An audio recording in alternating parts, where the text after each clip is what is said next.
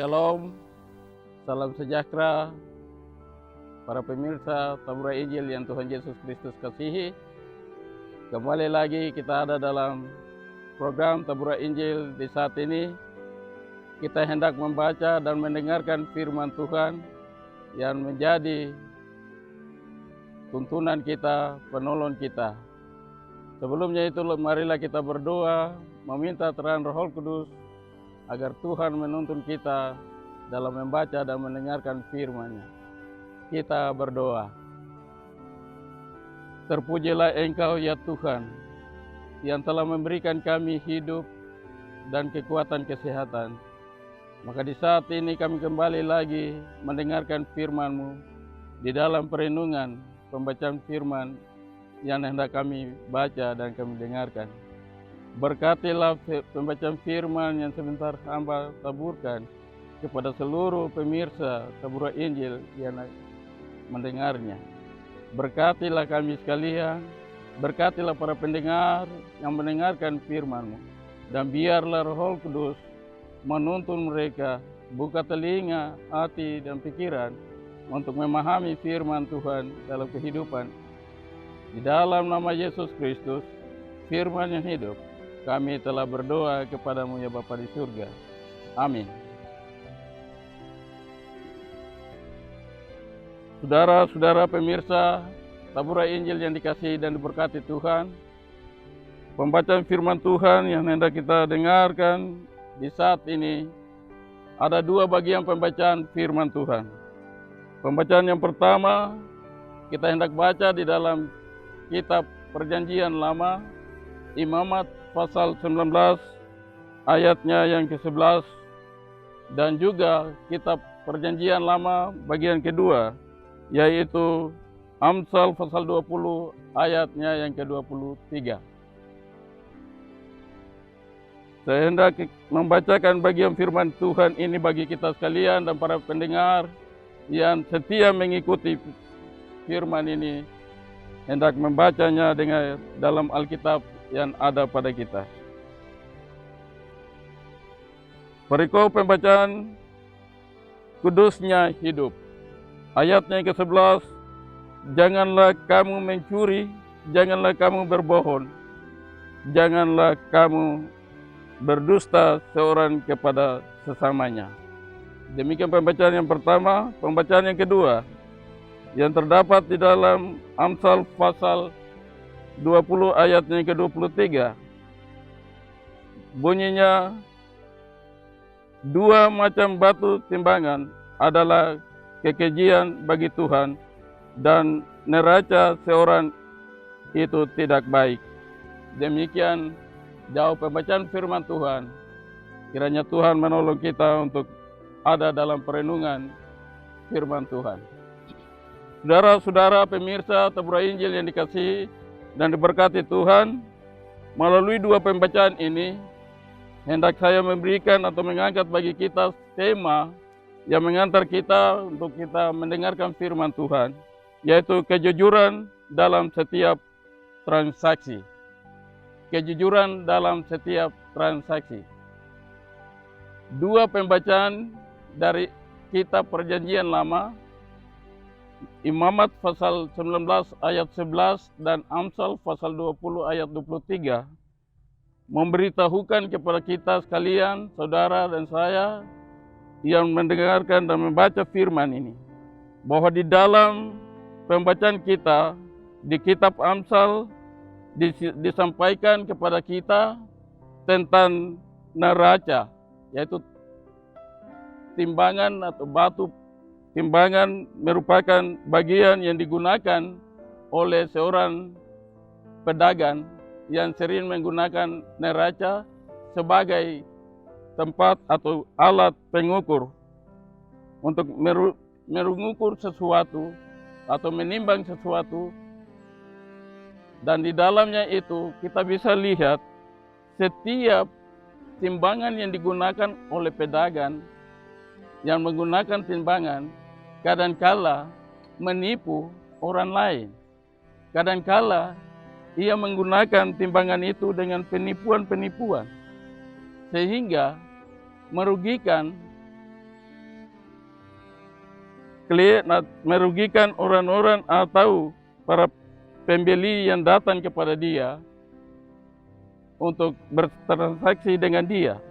Oleh sebab itu, saudara-saudara, karena tidak seorang pun yang melihat apa yang dilakukan oleh pedagang tersebut, tetapi ketidakjujuran yang mempengaruhi kebersamaan dalam transaksi. Akhirnya kadangkala para transaksi atau yang pembeli yang datang kepada pedagang tersebut, mereka tidak lagi senang dan kadangkala mereka meninggalkan dia. Nah, ini yang dikisahkan oleh Amsal. Sementara itu kita melihat apa yang dikisahkan oleh Imamat pasal 19 ayat 11 itu. Bahwa di situ ada penegasan-penegasan. Ada 3 hal atau penegasan. Jangan berbohong, jangan mencuri, dan jangan menjadi saksi dusta. 3 hal ini sering kita ketemukan di setiap kehidupan kita, di mana saja kita lihat.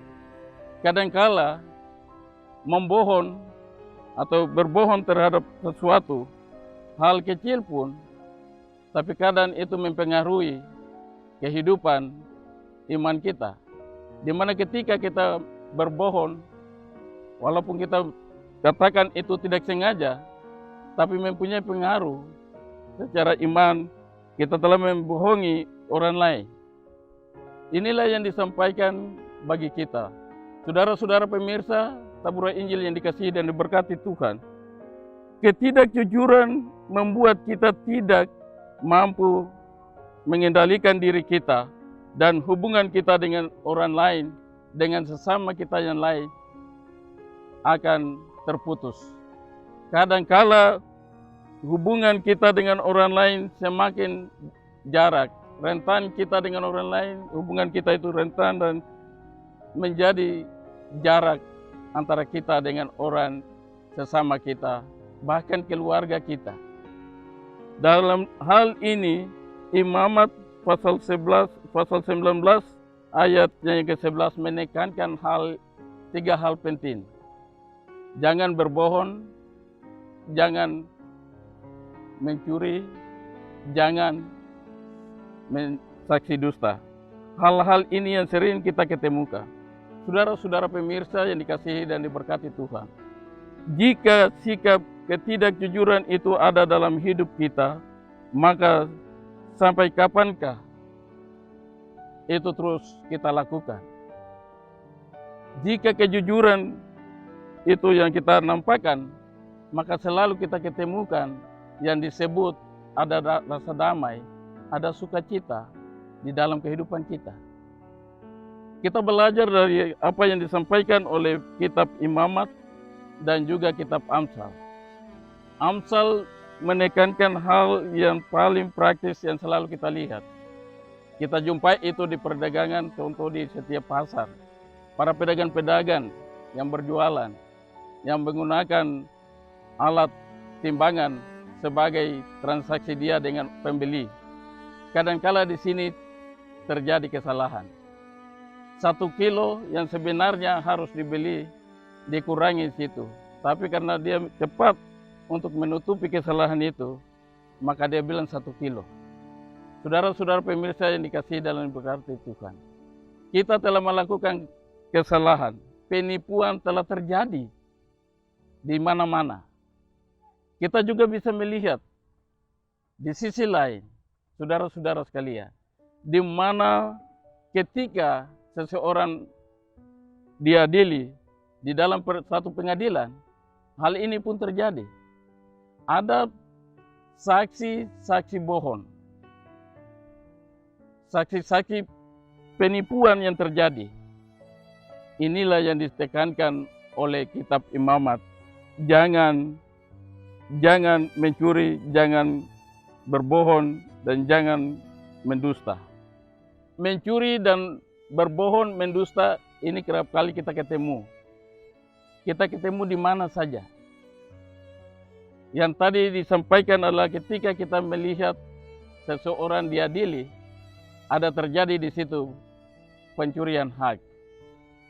Ada juga terjadi pembohongan untuk mencapai sebuah tujuan, tapi juga ada terjadi di situ yang disebut dengan berdusta. Kata berbohong dan berdusta ini dua hal yang sangat selalu tergantung pada setiap orang. Di mana setiap orang berbohong untuk mencapai tujuan. Dan seseorang berdusta agar supaya tujuannya tercapai, maksudnya tercapai, dan dapat merugikan orang lain. Saudara-saudara pemirsa, taburai Injil yang dikasihi dan diberkati Tuhan.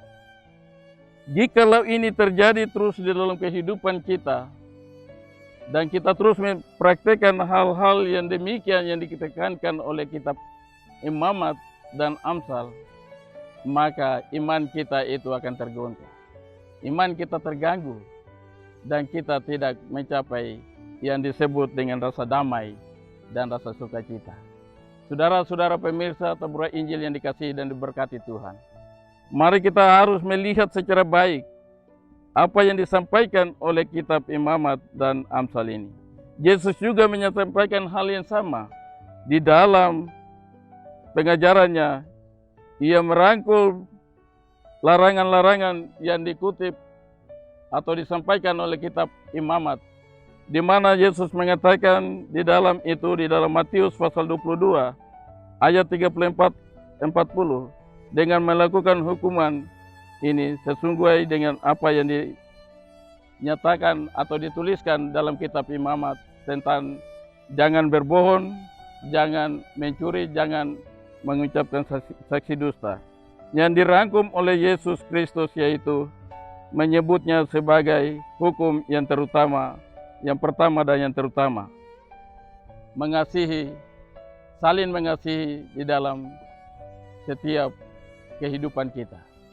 Hukum kasih inilah yang diterapkan di dalam kehidupan kita. Dia ambil dari hukum Tuhan, dan apa yang disampaikan di dalam kitab Imamat itulah yang dikutip juga oleh Yesus dalam perkataannya di dalam Matius pasal 22 ayat 34-40 itu. Saudara-saudara pemirsa yang dikasihi dan diberkati Tuhan, kiranya kita terus merenungkan firman Tuhan di dalam kehidupan kita, supaya kita tidak lagi praktek yang namanya berbohong, yang namanya mencuri dan saksi dusta. Kita juga harus praktekkan itu dalam kehidupan iman kita. Dan juga supaya kita menjauhi yang namanya disebut dengan apa itu neraca yang miring. Neraca yang miring saya kategorikan dia di sini adalah rencana atau neraca iman rohani kita sedang miring. Kita bisa lihat itu. Neraca iman rohani kita sedang rapuh. Sehingga di mana-mana kita melihat ada terjadi pencurian, ada terjadi pembohongan, ada terjadi saksi dusta di mana-mana. Ketika seseorang diminta untuk bersaksi, maka dia harus mulai dengan bereaksi dengan bersaksi dusta, berbohong, dan sebagainya. Karena untuk menutupi kelakuan tidak baik dari pencuri yang dilakukan. Oleh sebab itu pemirsa taburai Injil yang dikasihi dan diberkati Tuhan, dalam kehidupan setiap hari kita harus jujur kepada sesama yang kelihatan di depan kita. Kita harus jujur kepada keluarga kita. Kita harus jujur kepada rekan kerja kita. di mana orang yang kita hidup bersama dengan dia, kita harus jujur kepada mereka. Karena jujur itu adalah penting. Jujur itu membawa keselamatan bagi kita. Jujur itu membawa kedamaian, sukacita bagi kita, bagi keluarga kita, bagi kehidupan pribadi kita, bahkan di tengah-tengah kehidupan bermasyarakat. Oleh sebab itu, saudara-saudara pemirsa Tabura Injil yang dikasihi dan diberkati Tuhan, untuk kita belajar jujur di hadapan Tuhan dan sesama kita, supaya hidup dan usaha kita dapat diberkati, hendaklah kita selalu berdoa kepada Tuhan. Kita selalu berdoa meminta Tuhan untuk menolong kita. Tuhan memberkati kita, supaya kita tidak lagi melakukan atau praktek-praktek kebohongan itu terjadi. Praktek-praktek dusta itu terjadi. Saudara-saudara pemirsa Tabura Injil yang dikasihi dan berkati Tuhan, hendaklah firman Tuhan di saat ini menjadi pelajaran penting bagi kita. Kita terus merenungkan firman Tuhan ini dan kita selalu membaca Alkitab dan kita berdoa, supaya kita menghindari hal-hal yang disebutkan tadi, yaitu berbohong, mencuri, dan saksi dusta. Dan kita juga melakukan hal-hal kebenaran. Jangan kita mencuri hak orang lain di dalam hal apapun. Biarlah hak dia, itulah hak dia. Kita berikan kepadanya. Sekecil apapun, haruslah kita berikan dengan kejujuran kita kepada dia. Inilah pelajaran firman Tuhan bagi kita di saat ini. Hendaklah Tuhan hendak menolong kita, Tuhan memberkati kita dengan firman-Nya, supaya kita terus mendatangkan shalom kerajaan Allah di tengah-tengah kehidupan keluarga kita, di tengah-tengah kehidupan bermasyarakat, berbangsa dan bernegara. Kiranya Allah yang punya firman memberkati saudara-saudara pemirsa Tabura Injil di mana saja berada. Amin. Saudara-saudara pemirsa Tabura Injil yang dikasihi dan diberkati Tuhan, marilah kita berdoa mengucap syukur atas firman yang telah kita dengarkan, supaya lewat firman ini memberikan kita kekuatan dan menjadi pelajaran iman bagi kita setiap saat. Kita berdoa. Kami mengucap syukur kepadamu ya Tuhan, karena lewat tuntunan dan campur tangan Tuhan, Engkau telah memimpin, menuntun kami untuk mendengarkan firman. Bagian firman Tuhan yang telah hamba beritakan di saat ini, Tuhan tuliskan itu di tengah dalam kehidupan loh hati setiap umat-Mu. Para pemirsa yang mendengarkan firman Tuhan ini, Tuhan berkati firman ini bagi mereka. Hamba juga menyerahkan seluruh kehidupan umat Tuhan yang mendengarkan firman dan mau melakukannya dalam kehidupan hari demi hari. Ya Bapa di dalam surga, hamba menyerahkan juga badan pekerja klasis yang telah berupaya menghadirkan renungan melalui Tabura Injil ini. Program ini Tuhan berkati supaya melalui Tabura Injil, Injil ini terus diberitakan dan semua orang dapat terselamatkan melalui pemberita-pemberita Injil lewat hamba-hamba-Mu. Hamba menyerahkan juga kru yang bekerja, Tuhan berkati mereka. Tuhan berikan hikmat, kekuatan, kesehatan bagi mereka, supaya di dalam tugas dan kerja mereka selalu ada dalam perlindungan Tuhan. Keluarga-keluarga mereka Tuhan memberkati. Ya Bapa di dalam surga, inilah seluruh kehidupan kami. Kami mengucap syukur atas firman yang telah kami dengarkan. Demi Yesus Kristus kami berdoa. Amin. Saudara-saudara pemirsa Tabura Injil yang dikasihi Tuhan, demikianlah program Tabura Injil ini. Kiranya kita terus merenungkan firman Tuhan. Para pemirsa selalu membaca Alkitab dan merenungkan firman Tuhan, ikuti selalu di dalam siaran-siaran Tabura Injil yang dilaksanakan oleh Klasis Yapen Selatan, supaya kita selalu diisi oleh firman Tuhan. Tuhan memberkati saudara-saudara, para pemirsa di mana saja berada. Sekian.